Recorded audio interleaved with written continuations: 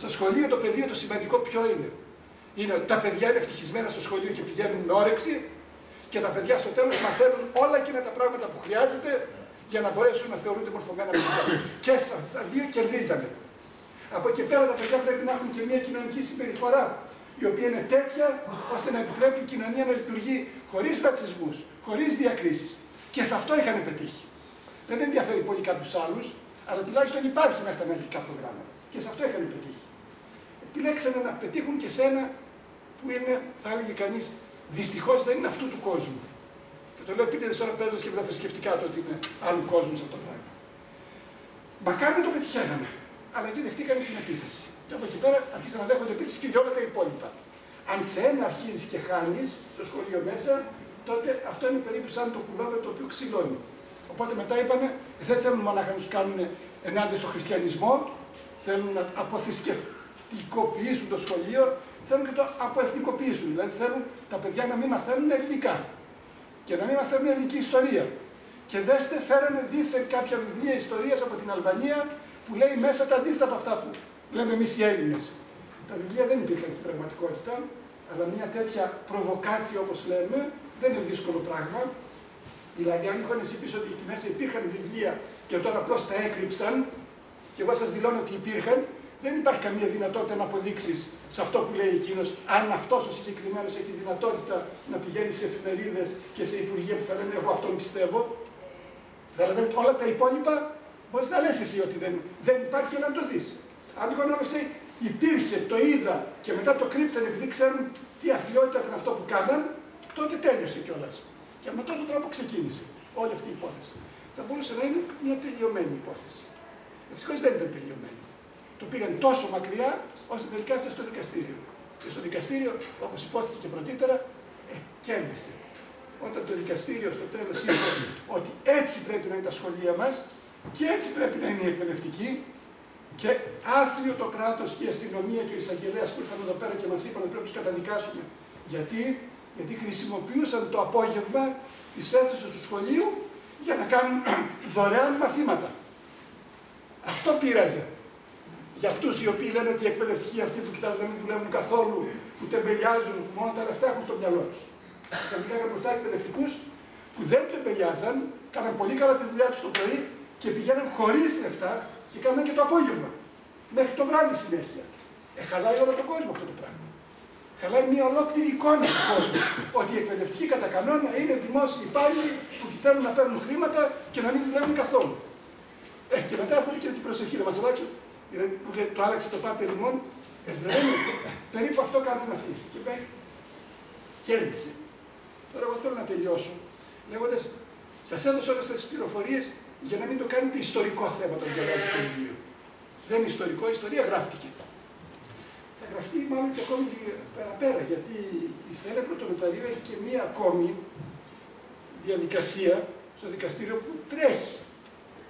Δεν έχει σταματήσει το ότι τις κάνουν περίπου για κατασκοπία και εθνική προδοσία. Δηλαδή το ότι συναντήθηκε με, πώς το λέει ακριβώς, με διπλωμάτες ξένης χώρας και συζήτησε μία σειρά πράγματα και πήρε από αυτούς οδηγίες. Αυτό σημαίνει κατασκοπία κανονικά. Κατέφθασα εγώ για αυτό το πράγμα, αν το θεωρώ κατασκοπία ή όχι, και αν λοιπόν πήρε οδηγίες ή δεν πήρε οδηγίες. Συνεχίζει όμως. Είναι δαμόκλειο σπάθη. Που λέει κάποια στιγμή αυτό πιθανόν να φύγει και να γίνει. Δεν σταμάτησε η διαδικασία. Άρα η ιστορία γράφτηκε κιόλας, αλλά είναι και μια ιστορία που γίνεται, μπορεί να συνεχιστεί. Αν τυχόν κανείς δεν το πάρει υπόψη του με ποιο τρόπο μπορεί να λειτουργεί ένα σύστημα που κάνει για όλα αυτά τα πράγματα, μπορεί να τα κάνει να είναι θέμα επιβίωσης του έθνους τελικά, του να έχει ένα καλό σχολείο. Επιβίωση τα άτομα τόσα πολλά χρόνια με τα άσχημα σχολεία. Είναι δυνατόν να επιβιώσει και με καλά σχολεία? Στο δικό του μυαλό λέει όχι, το άσχημο είναι εκείνο με το οποίο επιβιώνει. Η Ελλάδα ποτέ δεν πεθαίνει με τα άσχημα σχολεία. Πιθανόν να υπάρχει κίνδυνος μετά για αυτό το λόγο. Άρα δεν θέλω αυτό. Το βιβλίο πρέπει να διαβαστεί ιδιαίτερα από εκπαιδευτικούς αλλά και από γονείς, λέγοντας ότι εδώ πέρα μου παρουσιάζει τι πρέπει να αλλάξει μέσα στο σχολείο για να μπορέσω να καταφέρω να έχω ένα πραγματικά δημοκρατικό και ανθρώπινο σχολείο. Δεν είναι ένα βιβλίο, έχω καλύτερα βιβλία. Παλιότερα είχα χειρότερα, μόλις θα κάνω καλύτερα τα βιβλία θα γίνουν καλύτερα τα πράγματα. Δεν είναι επειδή θα βάλουν τους εκπαιδευτικούς να δουλεύουν περισσότερες ώρες.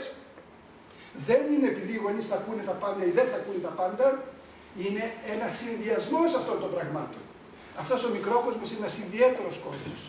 Και γι' αυτό το λόγο επιμένω εγώ πάντα και λέω ότι τις εκπαιδευτικές μεταρρυθμίσεις μόνο εκπαιδευτικοί και οι άνθρωποι που είναι μέσα στο σχολείο μπορούν να τις κάνουν. Γιατί είναι και οι μόνοι οι οποίοι έχουν αυτή την οπτική, γνωρίζουν όλα αυτά τα πράγματα. Και αν λοιπόν και θέλουν να το κάνουν, τότε θα κάνουν ουσιαστικά αυτό που έκανε το 132. Εγώ θέλω ακόμη μια φορά πρώτον να ζητήσω συγγνώμη τώρα δημοσίως από τον Πέτρο που τότε δεν τον ήθελα σε καμιά περίπτωση στο πανεπιστήμιό μας. Να ευχαριστήσω τη Σούλα και τη Δήμητρα Τικογύρου και τη Σούλα τη Μητακύρου για το ότι επιβλήθηκαν επάνω μου τότε. Δεν είναι και τόσο εύκολο συνήθως, έτσι δεν είναι. Οπότε εντάξει αυτό. Και να ευχαριστήσω τον Ανδρέα. Δεν ξέρεις ότι στην πραγματικότητα είσαι επίσης μια πρωτοπορία τώρα. Κατά κανόνα βιβλία παρουσιάζονται από ανθρώπους οι οποίοι θεωρητικά είναι και μεγαλύτεροι στην ηλικία και έχουν περισσότερα χαρτιά και έχουν περισσότερα πράγματα. Το να έχεις το μαθητή σου να παρουσιάζει τη δουλειά που έγραψες για αυτόν είναι κάτι το εντελώς καινούριο. Βεβαίως δεν είναι καινούριο για σχολεία τα οποία είναι σχολεία πλουσίων. Σε σχολεία πλουσίων, δηλαδή το αμερικάνικο, για το Ανατόλια κτλ. Κάνουν κάθε τόσο εκδηλώσεις. Και λένε πώς ήταν τότε στη γενιά τάδε κτλ. Εκεί που δεν γίνεται σε σχολεία των φτωχών. Τα παιδιά των φτωχών τελειώνουν το σχολείο, ψάχνουν κάπου να βρουν μια άλλη διαδρομή, ήταν ένα κομματάκι της ζωής και μετά δεν ξανέρχονται μαζί. Είναι πάρα πολύ σπάνιο φαινόμενο αυτό.